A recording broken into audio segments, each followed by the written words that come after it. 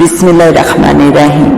मुअज़्ज़ज़ नाज़रीन, आज एक न्यू कहानी के साथ आपकी होस्ट दुआ भट्ट आपकी खिदमत में हाजिर है।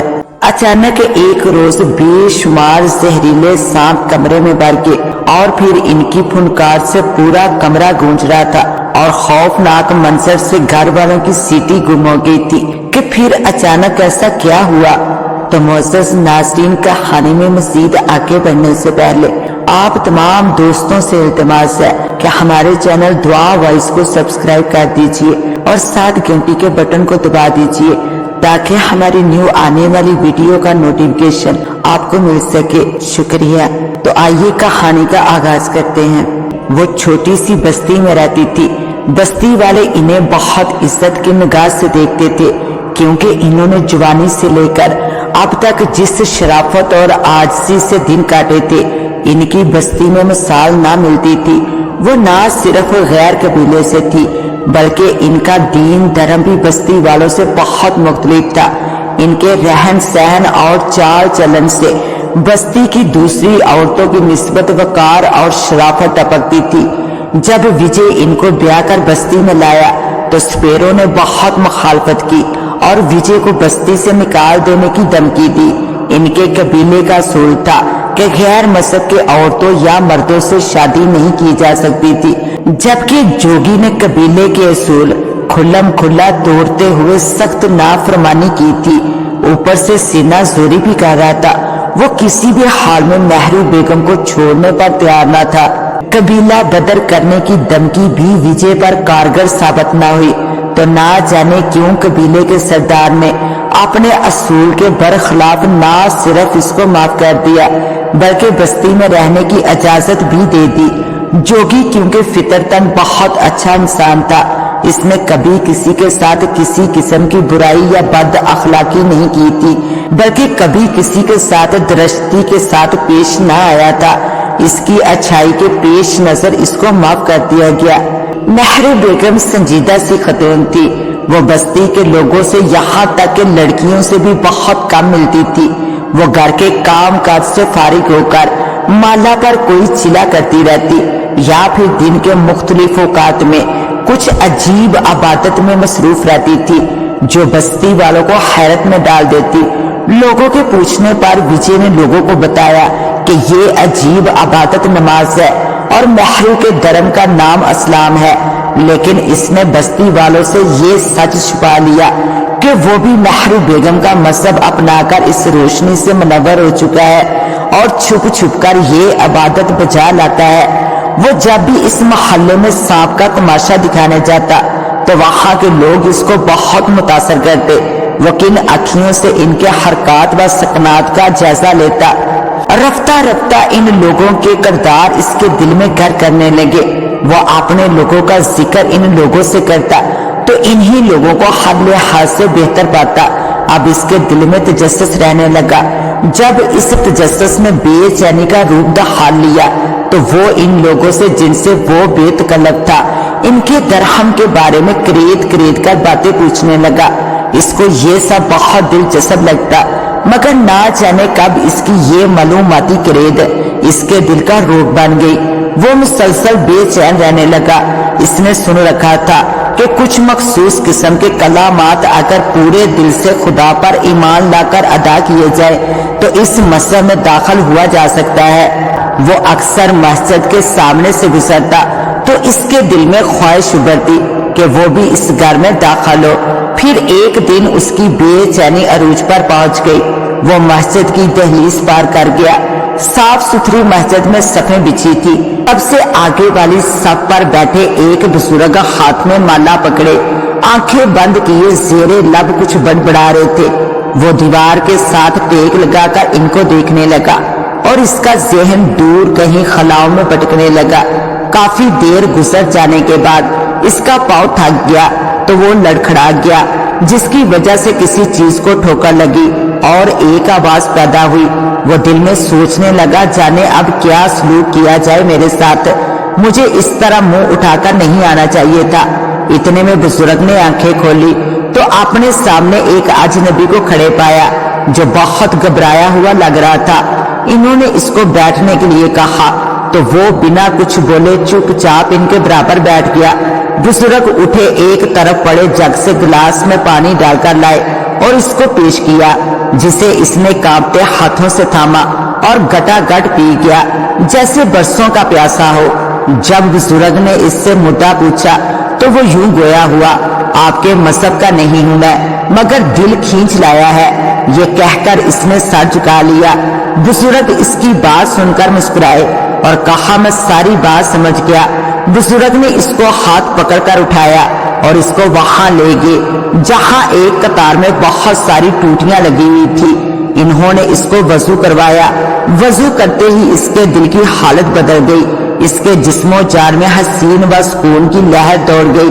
अब इसका ये मामूल बन गया था, जब मस्जिद खाली होती वो इमाम साहब की खिदमत में हाजिर हो जाता।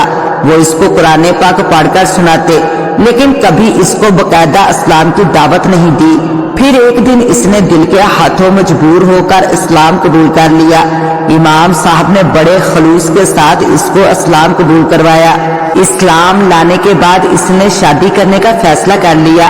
वो अब अपने कबीले की किसी गैर मुस्लिम औरत से शादी नहीं करना चाहता था।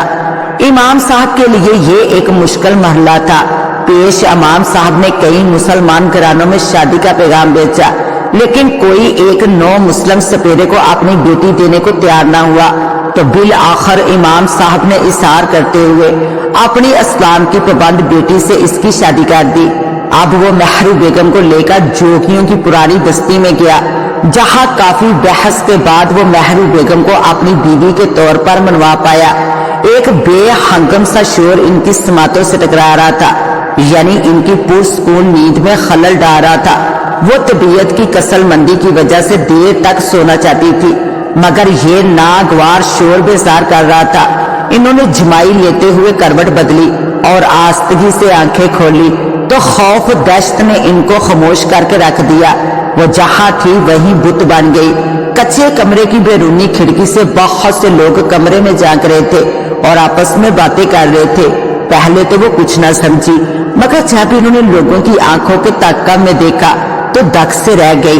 कमरे में हर तरफ सांप ही सांप भरे पड़े थे। तिल धरने को खाली जगह न थी। खौफ से इनकी आंखें बंद हो गई। वो विजय को आवाज देना चाहती थी, मगर आवाज इनके हलक में ही दम तोड़ गई। दिल जैसे तेज रफ्तार से चलने लगा। इन्हें और कुछ ना सूझा तो इन्होंने आंखें बंद करके खुदा को याद करना शुरू कर दिया। इस दौरान लोगों की आवाजें बदसतवार आ रही थी। इन्हीं आवाजों में से एक आवाज बहुत वाजिया थी, जिसके कुछ जुमलों ने महरू बेगम को हैरान कर दिया। कहने वाला कह रहा था, नाग देवता का उतार आने वाला है विजय के घर। विजय बहुत भाग्यशाली है जो देवता ने अपने जन्म के लिए इसको चुना। हम तो पहले ही इसकी और इसकी पत्नी की बहुत इज्जत करते थे, मगर नाग देवता ने तो इनके मान सम्मान को और बढ़ा दिया है। जय नाग देवता, धन्य हो तुम। ये कबीले के सरदार की आवाज थी, जो अपनी नबीयत की बहुत अनोखी पेशन गोई कर रहा था। मगर ये इतने सारे सांप क्यों जमा है यहाँ?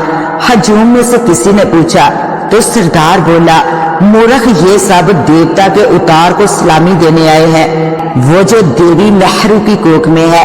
महरू बेगम आंखें बंद किए इनकी आवाजें सुनती रही और दिल ही दिल में दुआ करती रही। अल्लाह बख्श विजय का इस्लामी नाम था। अब इधर ना आए सांप इसको नुकसान ना पहुंचा दे। रफ्ता रफ्ता सांपों का समंदर हटने लगा। सांप रेंगते हुए कमरे से बाहर जाने लगे। महरू बेगम की जान में जान आई। हालांकि सांपों का रेला जा चुका था, फिर भी वो इतनी खौफजदा हो गई थी कि विजय के आने तक बिस्तर से नीचे ना उतरी। फिर तो रोजाना ये होने लगा। मुंह अंधेरे ही इनके घर सांपों की भीड़ लग जाती। यहाँ तक कि दोनों मियाँ बीवी ने सांपों का खौफ दिल से निकाल फेंका, मगर महरू बेगम के दिल में एक खलश मुसलसल रही। ईमान की मजबूती के बावजूद वो ये सोचकर लर्ज उठी कि एक मुसलमान का बेटा नाग देवता का उतार कैसे हो सकता है।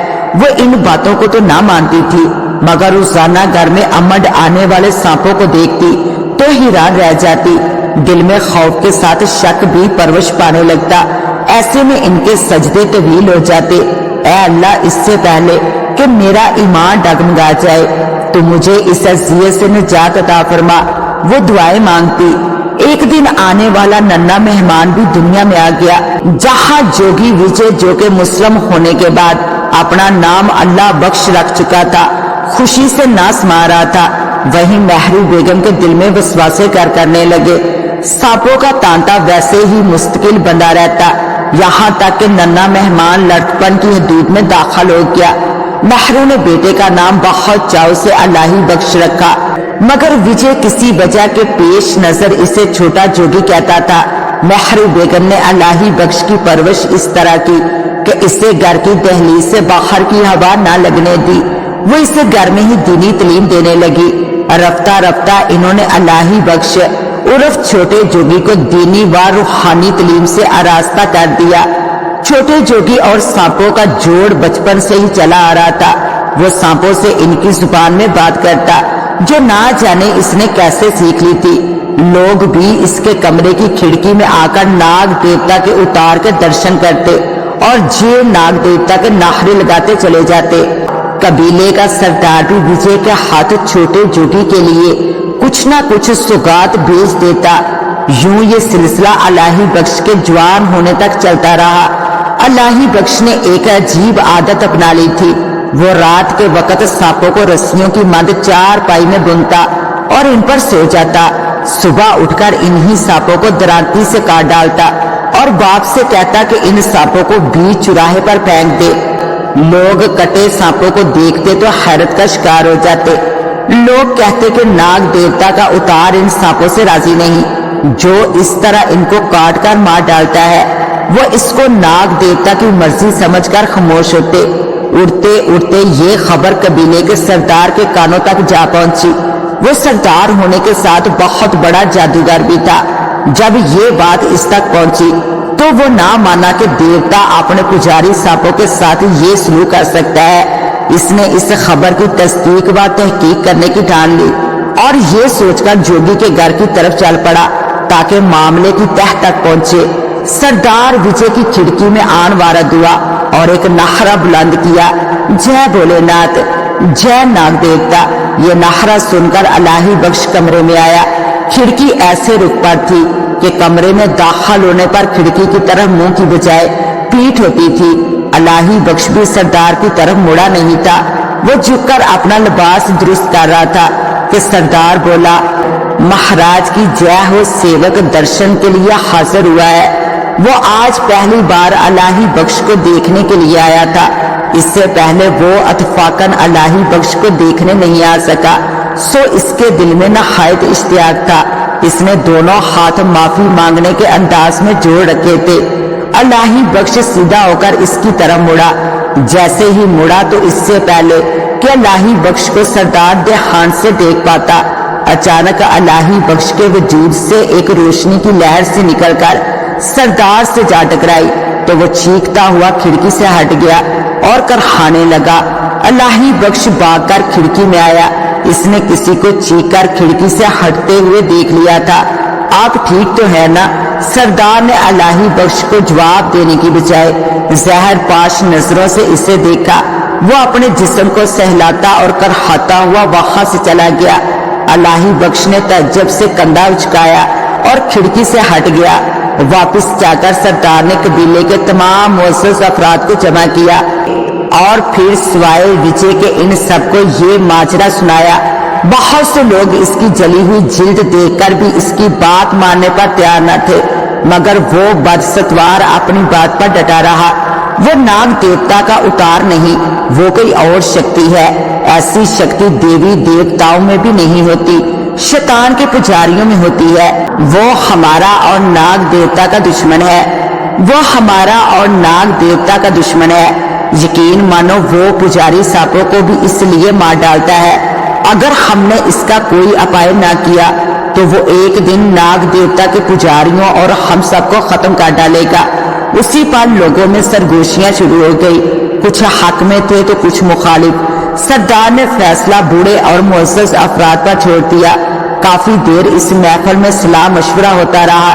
بالآخر ایک بوڑھے نے کھڑے ہو کر فیصلہ سنایا کہ ہم نے یہ رائے طے ہوئی ہے کہ اگر چھوٹا جوگی ان کے حق میں خطرناک ہے تو اس سے پہلے کہ وہ ان پر قہر ڈائے اسے ختم کر دینا چاہیے۔ ہاں ہاں ٹھیک ہے، ختم کر دو، مار دو اسے۔ مختلف لوگوں کی آوازیں گونجی تو سردار کے ہونٹوں پر مسکراہٹ رینگ گئی۔ آخر کار اس نے سب کو اپنے ساتھ ملا ہی لیا تھا۔ اس نے مسکراتے ہوئے مکار انداز میں اپنی لمبی لمبی مونچھوں کو تاؤ دیا اور گہری سوچوں میں ڈوب گیا۔ وجے ناتھ کو سردار کی بیٹھک میں بلایا گیا تھا، یہ کہہ کر کہ کوئی ضروری مشورہ کرنا ہے۔ وجے ناتھ جلدی سے چارپائی سے اٹھا، اپنے جوتے پہن کر نہرو بیگم سے بولا، بیگم حضور جلد لوٹ آؤں گا۔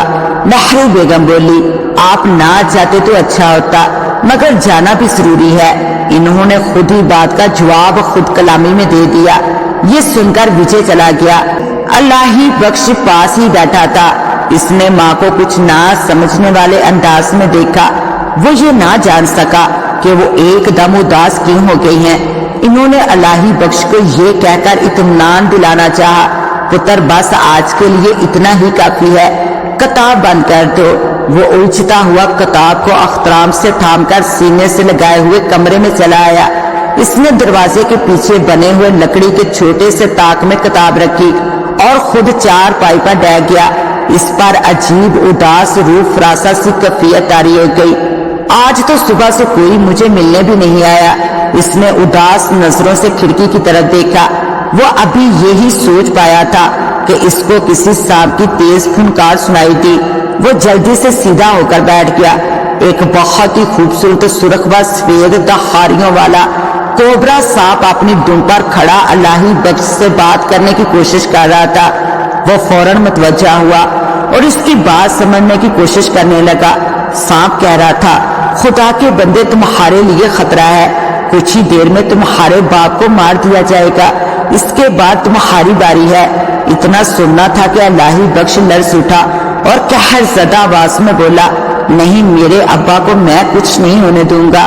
سانپ اپنی زبان میں پھنکارتے ہوئے بولا، تو پھر تمہیں جلدی کرنی چاہیے، جلدی جاؤ وہاں۔ یہ کہہ کر سانپ نے اپنا پھن زمین پر ڈال دیا اور رینگتا ہوا وہاں سے چلا گیا۔ الہی بخش غصے اور جذبات میں دہتا ہوا لال سرخ چہرہ لیے آنگن میں نکل آیا۔ نہرو بیگم نے جب الہی بخش کو اس حالت میں دیکھا تو ایک آہ بھر کر بولی، میرے پاس آؤ بیٹا۔ نہیں ماں، میرے پاس وقت بہت کم ہے۔ وہ داخلی دروازے کی جانب بڑھتا ہوا بولا، میں جانتی ہوں بیٹا۔ ماں کے افسردہ سے لہجے میں یہ کہنے پر الہی بخش حیران رہ گیا۔ آپ کیسے جانتی ہو ماں؟ اس نے سارے جہان کی معصومیت اپنے لہجے میں سمیٹ کر کہا۔ وہ تھا بھی جہاں بھر سے معصوم۔ اب کی بار نہرو بیگم بیٹے کی بات سن کر سنجیدگی سے مسکرائی۔ بہت عرصہ ہوا تمہارے نانا جان کو یہ بشارت ملی تھی کہ تمہارے ابا جان کو قتل کر دیا جائے گا۔ اب وہ وقت آ گیا ہے کہ مجھے اس بستی میں آنے اور تمہارے اس دنیا میں آنے کا مقصد پورا کیا جائے۔ نہرو بیگم کھوئے کھوئے سے لہجے میں بول رہی تھی۔ شیطانی قوتوں نے اس بستی پر یلغار کر دی تھی۔ ہر طرف شیطانیت کا اندھیرا چھایا ہوا تھا۔ بستی کے سردار نے جادو کے زور سے لوگوں کو گمراہ کیا اور شیطان کا غلام بنا دیا۔ اصل میں یہ لوگ ناگ دیوتا یا شیطان کے پجاری نہیں بلکہ ایک خدا کے ماننے والے ہیں۔ جادوگر سردار نے نسل در نسل لوگوں کو غلام بنا لیا اور ان پر حکومت کرنے لگا۔ یہ جادوگر 200 سال سے زندہ ہے، اسے ابھی تک کوئی نہیں مار سکا۔ قدرت کی طرف سے جادوگر کے خاتمے کے لیے تمہارا انتخاب کیا گیا ہے اور تمہاری حفاظت کا انتظام بھی قدرت کی طرف سے کیا گیا ہے۔ اس لیے جادوگر تمہاری اصلیت سے آگاہ نہیں تھا، مگر اب وہ تمہارے ابا اور تمہاری جان کا دشمن ہے۔ اب تمہیں جانا ہوگا کیونکہ وقت بہت کم ہے۔ میرے ساتھ آؤ۔ نہرو بیگم اسے لیے ہوئے ایک کمرے میں داخل ہو گئی اور ایک زنگ آلودہ ٹرنک کھولا اور اس میں کچھ الٹ پلٹ کر دیکھنے لگی۔ الہی بخش بولا، ماں دیر ہو رہی ہے، ایسا نہ ہو کہ مزید دیر ہو جائے۔ اس کے انگ انگ سے بے چینی جھلک رہی تھی۔ نہرو بیگم نے ایک پرانی سی ڈوری میں لپٹا تویز نکالا اور اسے بیٹے کے بازو پر باندھ دیا، پھر اسے کان نزدیک لانے کے لیے کہا۔ الہی بخش اپنا سیدھا کان ماں کے منہ کے قریب لے گیا۔ महरू बेगम इसके कान में कुछ बातें की, फिर कुछ पढ़कर इस पर फूंक दिया और इसका माथा चूमकर कहा, अल्लाह निगहबान। तो इलाही बख्श तेज तेज कदम उठाता घर से निकल गया और फिर महरू बेगम ने मुसल्ला बिछा लिया। वो अभी घर से चंद कदम की दूरी पर ही था कि अचानक तेज आंधी चलना शुरू हो गई, जिसकी बदौलत इसका चलना 2 बार होने लगा, मगर फिर भी तेज तेज कदम उठाता हुआ तकरीबन भागने लगा। वो घर की 4 दीवारी से पहली दफा बाहर आया था और रास्तों का तयन करना इसके लिए बड़ा मुश्किल हो रहा था। वो बस इतना जानता था कि इससे बड़े मंदिर की तरफ जाना है, जिसकी इमारत के मुख्तलिफ हिस्सों में काली देवी, नाग देवता और मुख्तलिफ जानवरों की सूरतें बनी थी, जिनकी पूजा की जाती थी। ढूंढते ढूंढते वो बिल आखिर बड़े मंदिर की 4 दीवारी के बाहर पहुंच गया। मंदिर के बाहर इलाही बख्श ने देखा कुछ साए दायरे की सूरत में मंडला रहे हैं। इसने इन हेबलों की परवाह किए बगैर मंदिर के अंदर कदम रख दिया। आसमान पर मंडलाते हुए साए तेजी से इलाही बख्श की तरफ बढ़े और जैसे ही इसके वजूद से टकराए तो गाड़ी के शीशों की तरह चकनाचूर पाश पाश होके वो बेखौफ व खतर कदम बढ़ाता रहा। बड़े मंदिर की इमारत बहुत बड़ी होने के साथ बहुत खौफनाक भी थी। इलाही बख्श ने एक जगह रुककर चारों तरफ नजर दौड़ाई, क्योंकि जो रास्ता था यहाँ से 4 रास्ते चारों सिमट जा रहे थे। इसने चारों तरफ देखा, इतने में इसको शोर सा सुनाई दिया। इसे जिस सिमत से शोर सुनाई दिया वो उस तरफ बढ़ने लगा। फिर इसने देखा कि इस कमरे में कबीले का सरदार, पुजारी और बहुत से लोग जमा हैं। इन लोगों ने जैसे ही इसे आते हुए देखा तो हजूम पीछे हटने लगा और इसके लिए एक रास्ता सा बना दिया। हजूम में सरगोशियां होने लगी। अल्लाह बख्श को एक बड़े दरख्त के साथ बांध दिया गया था और इसके जिस्म पर बेशुमार तशद्दुद के निशानात थे। पुजारी और सरदार जादूगर अल्लाह बख्श से कुछ पूछने की कोशिश भी कर रहे थे। सरदार के हाथ में एक हैंटर भी था, जिसे वो बार बार अल्लाह बख्श के नंगे जिस्म पर बरसा रहा था। इलाही बख्श ने जब ये मंजर देखा तो इसका खून तैश से जोश मारने लगा। वो चीख मारकर सीधा जादूगर पर झपटा। अब इससे पहले कि कोई कुछ करता, जादूगर का जिस्म जलने लगा। लोग दम्बा खुद खड़े रहे और किसी में इतनी हिम्मत ना थी कि वो इलाही बख्श के मुकाबले पर आता। इलाही बख्श ने अल्लाह बख्श को खोलकर जमीन पर लटा दिया। वो अपनी आखिरी सांसें ले रहा था। बाबा, मैं आपको कुछ नहीं होने दूंगा। बेटा, मैं अब बचने वाला नहीं हूँ। तुम्हें कसम है मेरे सर की, तुम जिस काम के लिए चुने गए हो, तुम आखिरी सांस तक वो मुकद्दस फरीजा निभाओगे। मैं वादा करता हूँ बाबा, मैं ये फरीजा जरूर निभाऊंगा। इलाही बख्श ने रोंदे हुए गले के साथ वादा किया और फिर अल्लाह बख्श ने कलमा हक पढ़ के आखिरी हिचकी ली और आंखें बंद कर ली। कुफर जुल्म में जैसे ही कलमा हक गूंजा, हर तरफ छाए कुफर जुल्म के बादल छटने लगे। अल्लाह बख्श की कुर्बानी रह गया नहीं गई।